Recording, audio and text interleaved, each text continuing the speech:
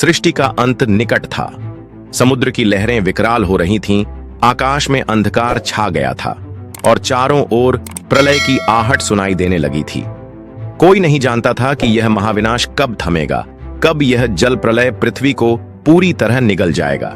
लेकिन इसी विनाश के बीच एक रहस्य छिपा था, एक रहस्य जो सृष्टि के पुनर्जन्म से जुड़ा था। यह वह समय था जब अधर्म बढ़ चुका था, ऋषियों के तपोबल को कमजोर किया जा रहा था और ब्रह्मांडीय संतुलन डगमगाने लगा था। वेदों का ज्ञान विलुप्त होने के कगार पर था, क्योंकि एक मायावी असुर हयग्रीव ने ब्रह्मा जी से वेदों की चोरी कर ली थी और उन्हें समुद्र की गहराइयों में छिपा दिया था। वेद ही सृष्टि संचालन का आधार थे और यदि वे लुप्त हो जाते तो नई सृष्टि का आरंभ असंभव हो जाता। इसी समय पृथ्वी पर सत्यव्रत नाम के एक धर्मपरायण और तपस्वी राजा का राज्य था। वे सदैव सत्य और धर्म के मार्ग पर चलते थे और भगवान विष्णु के अनन्य भक्त थे। एक दिन जब वे गंगा नदी में स्नान कर रहे थे, उन्होंने जल में अंजलि डाली। तभी उनकी हथेली में एक छोटी सी मछली आ गिरी। वह साधारण मछली नहीं थी, उसमें कुछ अलौकिक आभा थी।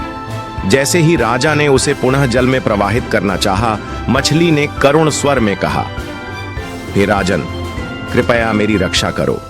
यदि तुमने मुझे इस जल में छोड़ दिया तो बड़ी मछलियां मुझे खा जाएंगी। राजा सत्यव्रत को उस निरीह जीव पर दया आ गई। उन्होंने उसे अपने कमंडल में रख लिया, किंतु कुछ ही समय में वह मछली इतनी बड़ी हो गई कि कमंडल उसके लिए छोटा पड़ गया। उन्होंने उसे एक बड़े घड़े में डाला, पर वह वहां भी बढ़ती रही। आश्चर्यचकित होकर उन्होंने उसे एक झील में छोड़ने का प्रयास किया, पर वहां भी वह कुछ ही समय में इतनी विशाल हो गई कि झील में समा न सकी।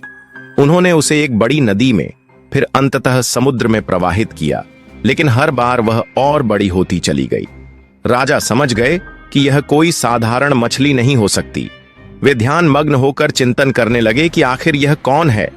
तभी समुद्र के बीचों बीच वह मछली एक विशाल रूप में प्रकट हुई और दिव्य वाणी में राजा से बोली, हे राजन, मैं स्वयं भगवान विष्णु हूं।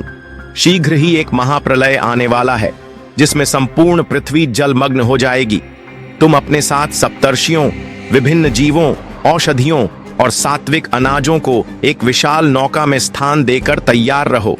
जब प्रलय आरंभ होगा, तब मैं पुनः मत्स्य रूप में प्रकट होकर इस नौका को सुरक्षित स्थान तक ले जाऊंगा। राजा सत्यव्रत ने भगवान विष्णु की आज्ञा का पालन किया। कुछ ही समय बाद प्रलय का समय आया। तेज आंधियां चलने लगीं, पर्वत धराशायी होने लगे और पूरी पृथ्वी जल में डूबने लगी। राजा ने सप्तर्षियों, विभिन्न जीवों और आवश्यक वनस्पतियों को लेकर भगवान विष्णु द्वारा प्रदत्त नौका में प्रवेश किया। तभी समुद्र के गर्जन के बीच भगवान विष्णु ने एक विशाल मत्स्य रूप धारण किया, जिसकी लंबाई हजारों योजन थी और जिसके तेजस्वी स्वरूप से चारों दिशाएं आलोकित हो उठीं। भगवान ने अपनी विशाल सींगों पर उस नौका को बांध लिया और उसे प्रलय के जल से सुरक्षित ले जाने लगे। इस यात्रा के दौरान उन्होंने राजा सत्यव्रत को ब्रह्मांडीय रहस्यों, सृष्टि चक्र, धर्म के महत्व और आत्मज्ञान के गूढ़ उपदेश दिए। यह शिक्षा आगे चलकर मत्स्य पुराण के रूप में प्रसिद्ध हुई। प्रलय के कारण संपूर्ण पृथ्वी जल में विलीन हो चुकी थी और वेदों का ज्ञान भी असुर हयग्रीव के पास छिपा हुआ था।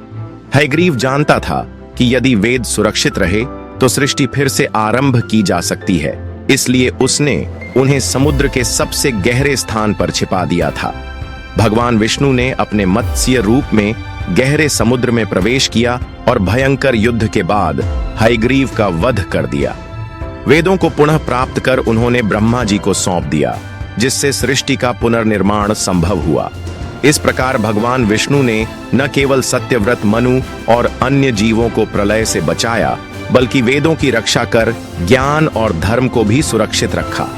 भगवान विष्णु का मत्स्य अवतार केवल सृष्टि की रक्षा का ही प्रतीक नहीं है, बल्कि यह हमें गहरे आध्यात्मिक संदेश भी देता है। यह कथा हमें सिखाती है कि जब भी अधर्म बढ़ता है और संसार संकट में पड़ता है, तब भगवान स्वयं अवतरित होकर धर्म और सत्य की रक्षा करते हैं। यह अवतार हमें यह भी बताता है कि ज्ञान और वेदों के बिना संसार का संचालन असंभव है, और जब भी कोई शक्ति इसे हानि पहुंचाने का प्रयास करेगी, तब स्वयं भगवान इसकी रक्षा करेंगे। इस प्रकार मत्स्य अवतार न केवल प्रलयकालीन सृष्टि की रक्षा का प्रतीक है, बल्कि यह ज्ञान, धर्म और मानवता की रक्षा का भी संदेश देता है। भगवान विष्णु के इस प्रथम अवतार ने यह सुनिश्चित किया कि सत्य, धर्म और ज्ञान हमेशा सुरक्षित रहें और सृष्टि का संतुलन बना रहे।